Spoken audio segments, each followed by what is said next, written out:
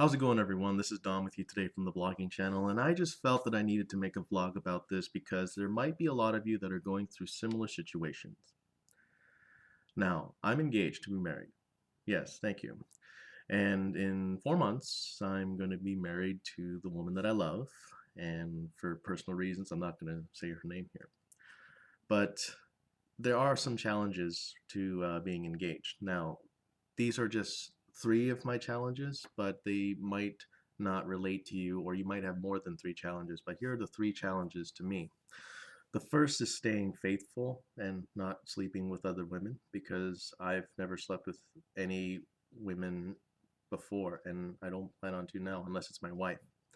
And then two, just the times that you can't see each other due to headaches or personal reasons. And also just the times that are just your hardest seasons. Like it may just be a season of dealing with something at work or dealing with stress or just anything like that. So those are the three things that I'm going through. Just the times apart where you do live separately and you don't plan on living together yet, because some couples live together when they're married and they just assume that they're not going to be tempted to have sex with each other before the marriage date and that such and such. And then the second one was just like if you're apart for personal reasons, and also just dealing with stress. So those are the three things that I'm currently dealing with, because even though we do live apart, we do love each other. And that's not going to change, because there's just always going to be something that will just say to me, oh, she's not spending time with you enough, or you guys are apart, why don't you live together already, or that sort of thing. There's a lot of scenarios that a lot of people will tell us, but then I just say to myself, no, because I made a promise to my fiance that I'm not going to cheat on you, I'm going to be faithful to you, and I'm going to love you no matter what happens. So living apart for just the time being, I mean, we only have 4 months until we're together forever, which is great. But this also is the time where you can improve your relationship with God.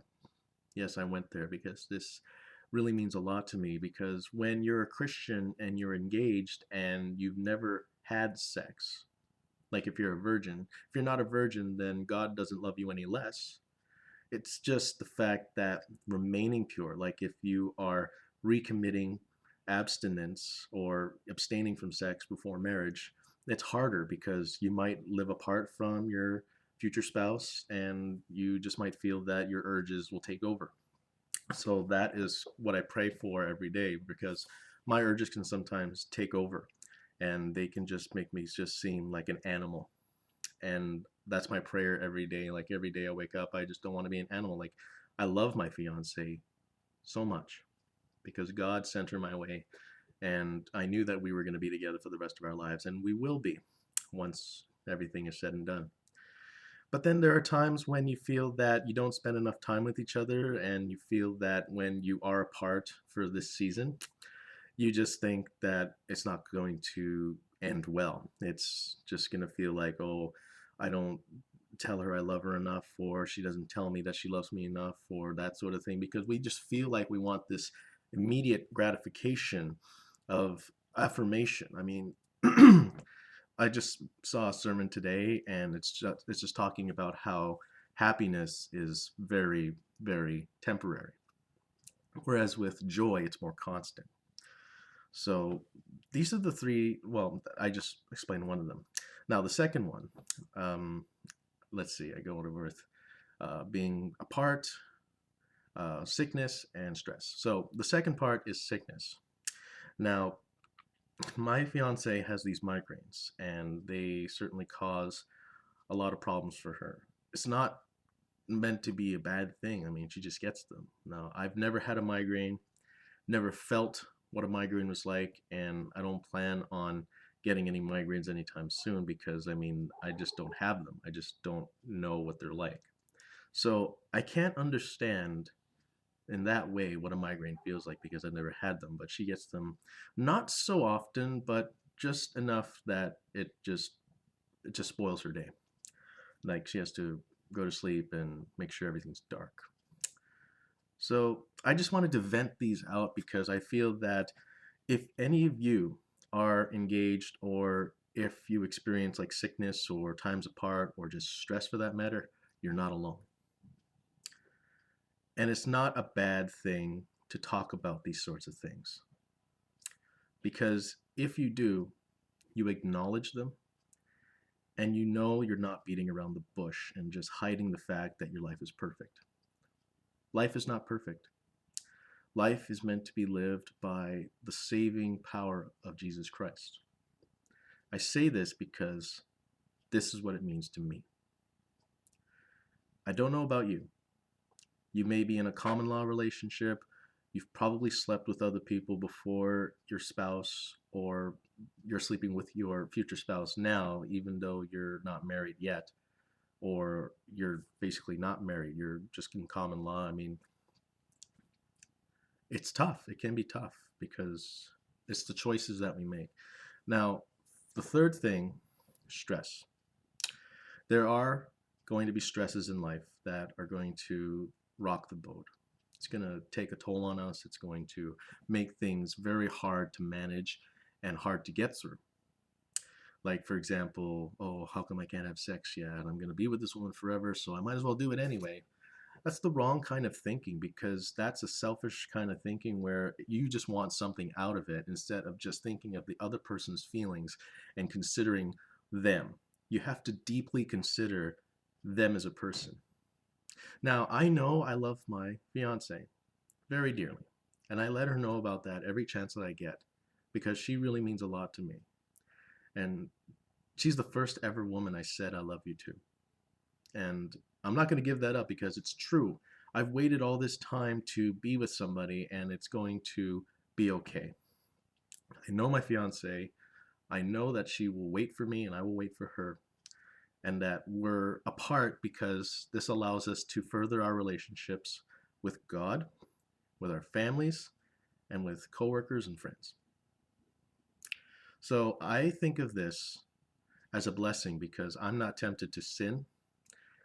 She will not be tempted to sin either because we made a commitment. We made a sort of like a vow before we tell our vows. So it definitely, for us, is a good time to build build us as individuals before we come together. So I definitely feel that this time apart will make us stronger. As long as we make time to see each other, definitely. We always make time to see each other at least once or twice a week in this period. But when we're married, we'll always be together, definitely. So this time, this period, like if you're in an engagement period or you're apart from your spouse or significant other, you definitely have to consider these sorts of things. Like, most people would think, oh, she's going to cheat on me, or I'm cheating on her, this isn't right, or I don't talk to her enough, or I don't tell her how much I love her enough, or I'm not this, I can't provide this, that sort of thing. We have these doubts in our minds when we enter these sorts of situations. Now, I'm no expert. I'm just a guy that is just talking about this and just feels that it needs to be talked about because I'm pretty sure I'm not the only one experiencing this kind of trial and tribulation. Because every Christian man knows that to live is Christ, to die is gain. It's not like we're going to die the next day, but think about it for a second. Think about the fact that you're in a relationship and you're engaged and you're living apart. You do make time to see each other, absolutely. It's the best thing to do. But when you're apart, don't think of it as a burden. I used to think of it as a burden, but I think of it now as just a way that I can improve myself and really rely on God. Because it's great for a man and woman to get married. Absolutely, definitely. I'm excited about it. I can't wait to get married. But the fact that when you can't see each other all the time in the engagement period, that's when the real test begins. I mean, most men would probably crack or they would sin, they would fall. I'm thankful that I haven't done those things yet. I'm thankful that I haven't talked to another woman, or, well, I talk to other women in my work, but you know what I mean, right? You know what I mean? Just having the sense of mind to know that you're engaged to somebody and then you have the presence of God with you to let you know that you're in this relationship for the long run and that if you screw it up, you're accountable. Now, I know that I know that for a fact because accountability is a big thing with me. And God has truly done a big thing in my life, and He will still continue to do that. So, in conclusion of this video, I just wanted to let you know that there may be three things about your engagement season or in your life that might be hard. Like an example would be like if you and your common law partner or significant other spouse are like away for an extended period of time, and if you're committed to each other and you love each other and all that stuff, and you feel that you're gonna fall apart and sleep with some other woman or man, it's it's gonna be hard. It will be hard.